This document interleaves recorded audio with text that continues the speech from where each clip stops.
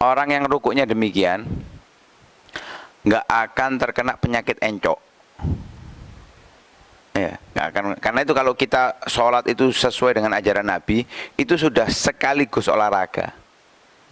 Coba kalau kita praktekkan, kita rasakan ya. Ketika kita rukuk sesuai, lurus, kakinya lurus, ada jarak, kemudian punggungnya lurus. Ini di sini ketarik semua.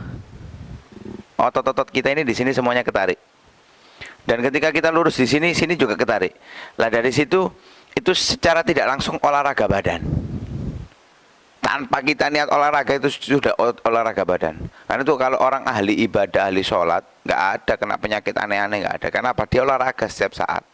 Nggak perlu angkat beban dan yang lain sebagainya.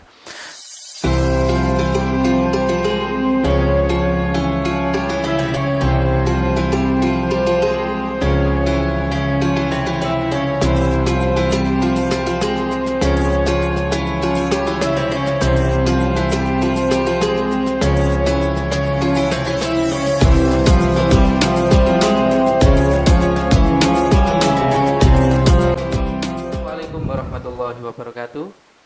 Bismillah, walhamdulillah, wassalatu wassalamu ala rasulillah sayyidina wa maulana Muhammad bin Abdillah wa ala alihi wa sahbihi wa mawalah, la haula wa la quwata illa billah.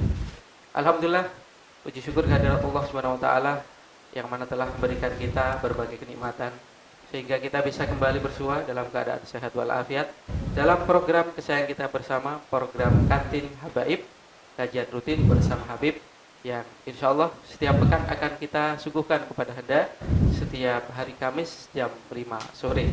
Dan Alhamdulillah seperti biasa pagi hari ini kami tidak sendirian.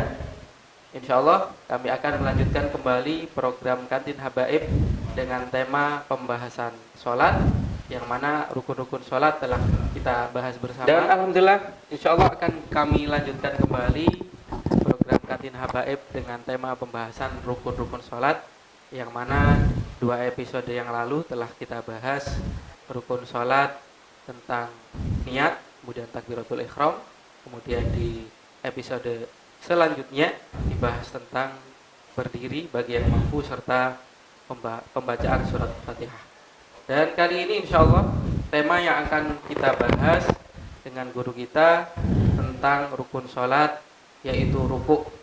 Maka dari itu untuk mempersingkat waktu langsung saja.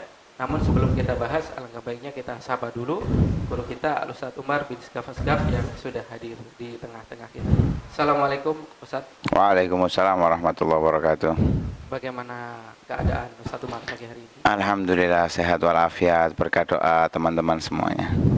Sudah siap ya untuk melanjutkan rukun sholat? Insya Allah siap.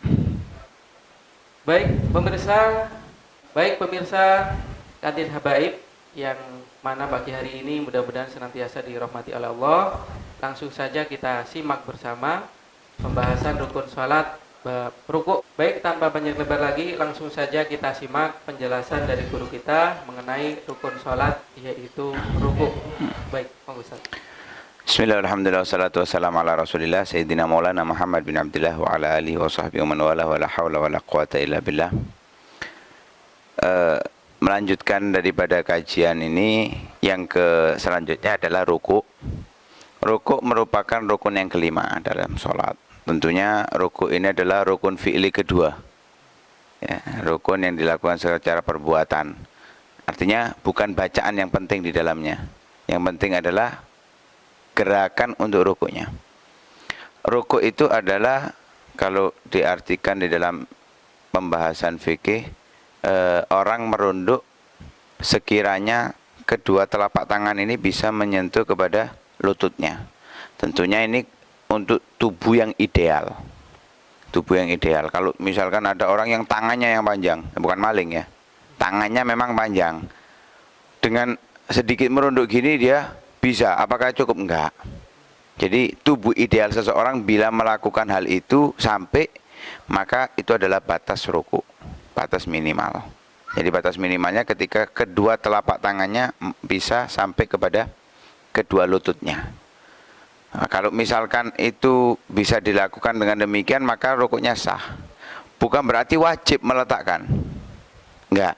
Yang penting sekiranya Nah, itu kalau misalkan orang nggak punya tangan satu, nggak ada masalah, karena bukan kewajiban meletakkan kedua tangannya. Tapi sekiranya kalau kedua telapak tangannya diletakkan di lutut sampai, itu minimal. Jadi kalau tubuhnya ideal. Tapi yang afdol itu sekiranya antara punggung, tengkuk dan kepala itu lurus. Sampai diibaratkan kalau misalkan dikasih gelas atau wadah nggak jatuh. Dan itu yang dilakukan oleh Rasul Shallallahu Alaihi Wasallam. Dan insya Allah orang yang rukuknya demikian nggak akan terkena penyakit encok. Ya, nggak akan. Karena itu kalau kita sholat itu sesuai dengan ajaran Nabi, itu sudah sekaligus olahraga.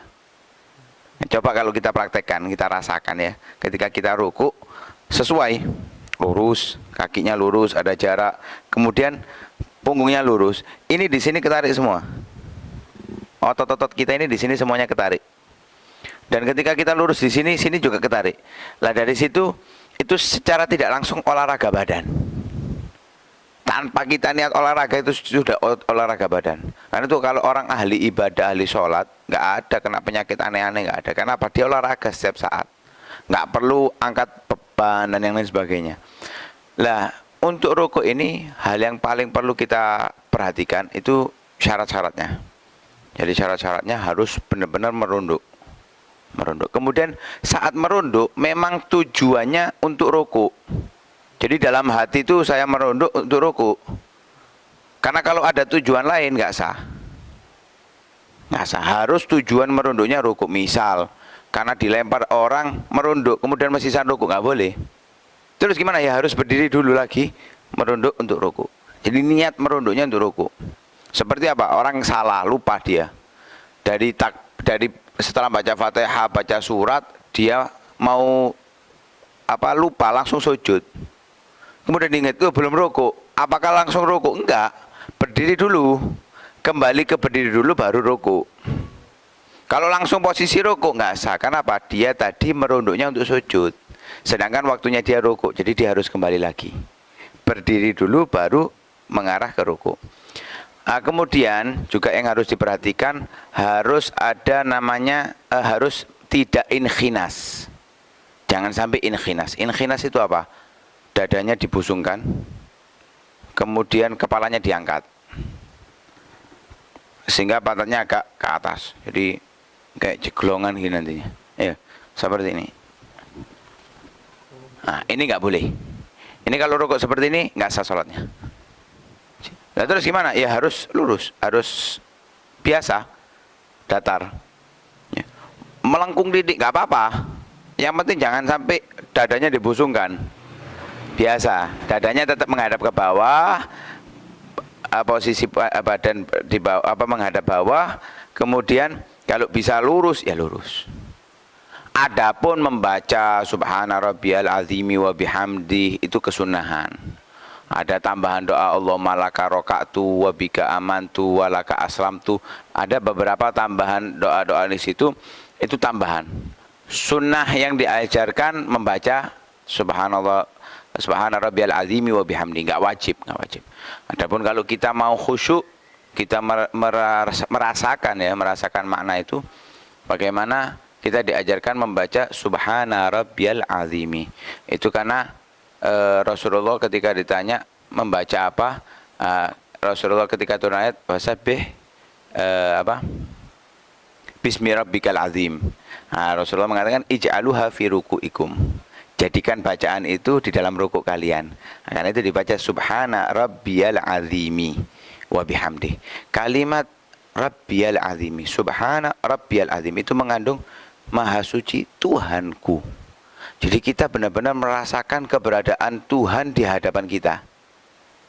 Berada dengan kita, bersama kita. Subhana Rabbiyal Azim. Jadi ketika baca bukan sekedar Subhana Rabbiyal Azim wa bihamdi, Subhana Rabbiyal Azim. Enggak. Tapi dirasakan itu makna Tuhanku, Allah yang menciptakan aku. Di situ akan mempengaruhi sholatnya. Ini kesunahan. Artinya nggak harus pakai itu. Yang penting tumak nina. Ketika dari berdiri rukuk, Allahu Akbar, ukuran subhanallah minimal. Ukuran subhanallah baru setelah seluruh anggota tubuhnya tenang. Nah, karena itu sebagian ulama menjadikan tumak ninah di dalam ruku ini syarat untuk kesahan ruku, berarti nggak masuk dalam rukun sholat. Ada mengatakan nggak masuk dalam syarat, tapi itu rukun sendiri. Jadi yang keenam dari rukunnya sholat adalah tumak ninah di dalam sujud. Di dalam ruku. Tumak ninah di dalam ruku. Nah ini yang apa namanya menjadi ketentuan orang sah atau tidak. Jadi syaratnya itu harus ketika merunduk tujuannya memang untuk ruku, kemudian harus nggak boleh inkhinas tadi, kemudian di dalam ruku harus tumak ninah yang menjadi syarat untuk kesahan ruku menurut sebagian ulama. Ada yang mengatakan yang lain enggak, itu menjadi rukun sholat yang keenam. Nah, itu mungkin untuk pembahasan ruku yang sering orang salah itu ya ketika mereka nggak lupa, nggak ruku langsung sujud kemudian kembali. Itu yang mungkin sering terjadi, kembalinya langsung ruku itu nggak boleh. Ya. Juga batasan ruku itu harus diketahui. Kenapa nanti akan berhubungan dengan masalah sujud sahwi. Batasan ruku. Mana batasan ruku? Kalau batasan ruku itu yang sekiranya tadi dikatakan tangan sampai kepada lutut. Tangan sampai kepada lutut, tentunya dengan tubuh yang ideal. Jadi memang perlu kita perhatikan lagi. Jadi ketika ruku, Allahu Akbar. Nah, sekiranya ini sudah cukup sah. Kenapa? Tangan ideal, tubuh ideal, sehingga seperti ini cukup. Nah, kalau misalkan orang tangannya panjang gini tok sampai nggak dikatakan ruku. Lah ini batas ruku itu ketika bisa sampai. Nggak harus seperti ini, nggak harus seperti ini, tapi seperti ini Abdul.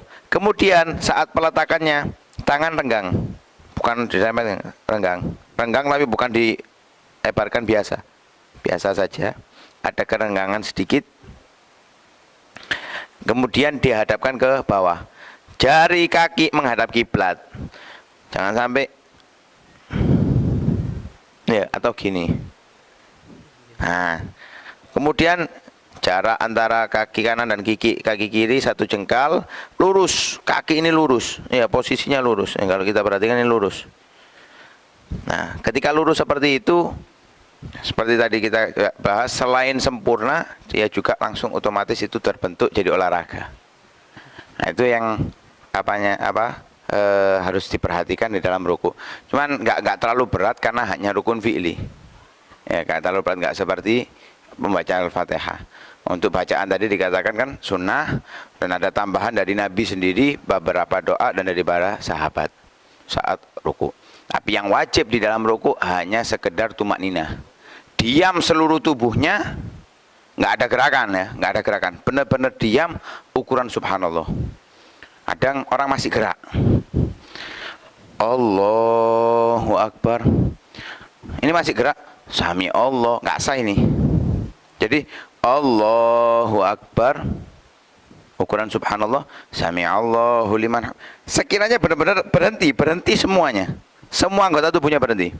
Ukuran subhanallah baru. Jangan masih gerak gini. Allahu Akbar, sami Allah. Ini belum tumak ninah, ini nggak sah sholatnya. Nah, itu harus juga diperhatikan untuk mempengaruhi kesahan sholat kita. Nah, mungkin barangkali ada yang perlu dibahas. Jadi harus berhenti total gitu. Total. Ya. Juga nanti masalah di i'tidal itu yang justru sering terjadi. Kalau ruku insya Allah jarang terjadi hal itu, tapi masih ada yang terjadi seperti itu. Jangan sampai ada yang goyang sedikit pun. Iya. Jadi kalau bahasanya tumak ninah itu sukunun ba'da harokatin, diam setelah adanya pergerakan, bihaitsu yastaqiru kullu udwin makana. Sekiranya setiap anggota tubuh itu berhenti pada tempatnya masing-masing. Berhenti sudah, berhenti. Beda lagi kalau orang yang memang gemeter terus ya, buyuten. Masih apa-apa ya tetap gerak, nggak mungkin bisa. Itu sudah uzur. Nah, tapi selama masih dia bukan orang yang seperti itu, ya harus benar-benar berhenti. Lalu untuk pandangan mata kita Ustaz, kalau ruku itu ke depan atau ke bawah? Kalau ke depan akhirnya kan ngangkat kepala. Nah, tempat sujud. Pandangan kita itu selalu ke tempat sujud di dalam sholat. Dari berdiri sampai salam, kecuali 2 kali. Ya, dua hal, dua hal. Dua hal ini, yang pertama ketika kita sholat di Masjidil Haram. Itu sebagian pendapat kita bukan melihat tempat sujud tapi melihat ke Ka'bah. Yang kedua, ketika tasyahud akhir saat asyhadu alla ilaha illallah sampai mau salam, itu melihat ke jarinya. Ada yang mengatakan enggak, cuma ketika mengucapkan asyhadu alla ilaha illallah baru melihat. Setelah itu melihat tempat sujud lagi. Jadi harus memandang ke tempat sujud. Enggak harus, enggak harus. Sunnah. Gitu. Ya, dan sunnahnya enggak merem. Wah, saya takut ngelihat aneh-aneh. Kalau takut ngelihat aneh-aneh baru. Ya, misalkan banyak perempuan yang lewat di situ terbuka auratnya dan sebagainya, akhirnya mengganggu kekhusyuan, ya jangan dibuka matanya, tutup aja. Tapi memang ditujukan melihat tempat sujud itu biar mata kita memang fokusnya ke satu arah. Kalau kita fokus ke satu arah, insya Allah pandangan kita nggak terganggu. Kalau ngelihat depan gini, kayak kabeh. Tapi kalau ngelihat gini nggak kelihatan. Ngomong-ngomong tentang merem ini, kalau kadang kita kan beralasan merem biar kita lebih khusyuk atau lebih fokus, itu bagaimana? Nggak dianjurkan. Itu bukan alasan. Kita melihat ke bawah tempat sujud itu tujuannya untuk khusyuk. Tujuannya memang untuk khusyuk biar nggak noleh ke yang lainnya. Walaupun ada imam, nggak lihat tempat sujud. Justru kalau kita melihat tempat sujud itu aman dari segala hal. Kalau imamnya ada najisnya kita nggak tahu, aman. Kalau kita tahu batal sholatnya nanti. Sholatnya imam batal, kita harus mengingatkan imam dan kita harus mufaroqah kalau imamnya nggak tahu. Nah, kalau kita ngelihat bawah nggak tahu, sudah selesai. Sampai selesai kita nggak tahu, lihat tempat sujud. Itu lebih aman. Menghilangkan dari segala hal yang mengganggu kekhusyuan sholat kita. Lalu tentang posisi tangan tadi, kalau untuk jamaah laki-laki mungkin lurus pada saat ruku. Apakah untuk jamaah perempuan ada perbedaan? Jadi kalau laki itu lebih ke seperti melebar, ya melebar ini. Untuk perempuan kan kakinya juga ngerapat, ya. Nah, tangannya pun juga ngerapat. Kalau laki melebar, kalau perempuan ngerapat. Nah, sedikit sih perbedaan, tidak terlalu banyak. Nah, nanti sebetulnya ada pembahasan sendiri perbedaan antara laki dan perempuan dalam gerakan sholat. Ya, setelah setelah semua selesai, mungkin insya Allah akan kita bahas itu antara perbedaan laki dan perempuan. Cukup ini saja, Ustaz. Cukup ini dulu aja. Baik. Jadi pemirsa, alhamdulillah sudah dijelaskan secara singkat dan padat oleh guru kita tentang rukun sholat yang kelima, yaitu gerakan ruku, yang merupakan salah satu dari beberapa rukun fi'li yang wajib dikerjakan dalam sholat dengan gerakan. Jadi tidak ada bacaan tertentu yang menuntut keabsahan sholat, tapi di situ yang dituntut adalah gerakan sholat, yang mana tadi sudah dipraktekkan oleh beliau, yang mudah-mudahan kita bisa menerapkan sesuai dengan apa yang diajarkan oleh beliau, tentunya yang diajarkan oleh guru-guru beliau. Maka dari itu, dengan selesainya pembahasan guru kita tentang rukun sholat yang kelima, maka berakhir pula program Kantin Habaib untuk episode kali ini. Mudah-mudahan apa yang disampaikan oleh beliau bisa kita serap dengan baik dan bisa kita praktekkan. Terima kasih. Amin. Sama-sama. Jazakumullah khairal jazaa untuk guru kita yang sudah menyempatkan waktunya dan menyampaikan ilmu-ilmu yang insya Allah mudah-mudahan bermanfaat. Amin. Amin. Baik, terima kasih untuk para pemirsa program YouTube dari channel Majelis Al Ibadat. Tetap stay tune, tetap memantau perkembangan dari YouTube channel Majelis Al Ibadat. Bisa mengikuti setiap harinya dengan program-program unggulan yang insya Allah akan kami sajikan dan kami suguhkan kepada Anda, dan mudah-mudahan apa yang disampaikan oleh guru-guru kita bisa bermanfaat untuk kita semua. Waktunya kami pamit undur diri. Terima kasih atas segala perhatian. Mohon maaf bila ada kekhilafan. Kami pamit undur diri. Mohon maaf bila ada kesalahan. Assalamualaikum warahmatullahi wabarakatuh.